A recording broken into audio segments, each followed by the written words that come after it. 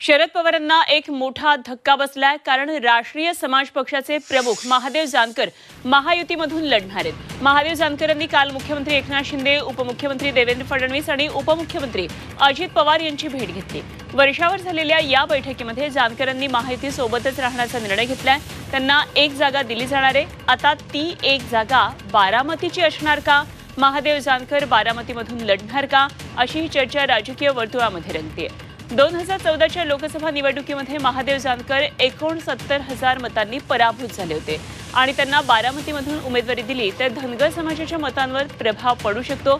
याशिवाय सध्या विजय शिवतारेंनी अजित पवारांना दर्शवलेला विरोध, हर्षवर्धन पाटील, अनंतराव थोपटेंची नाराजी आणि या सगळ्या नाराजांच्या पार्श्वभूमीवर सुनेत्रा पवारांऐवजी जानकरांना बारामतीचं तिकीट मिळू शकतं, असाही एक अंदाज लावला जातोय।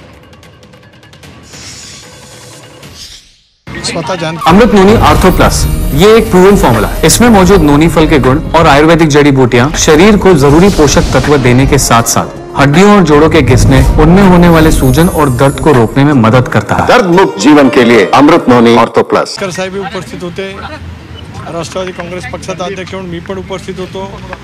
भारतीय जनता पक्षाचे एक प्रमुख सहकारी आमचे आमदार प्रसादजी लाड सुद्धा त्या ठिकाणी उपस्थित होते। आम्ही सविस्तरपणाने विविध विषयांच्यावरती त्या ठिकाणी चर्चा केली आणि आदरणीय जानकर साहेबांनी महायुतीमध्ये सोबतच राहणार असल्याचं स्पष्टपणाचा निर्वाळा त्या ठिकाणी दिला। महायुतीच्या मार्फत लोकसभेची एक जागा रासपाला म्हणजे पर्यायानेच जानकर साहेबांना त्या ठिकाणी देण्याचा निर्णयसुद्धा आम्ही त्या ठिकाणी घेतलेला आहे।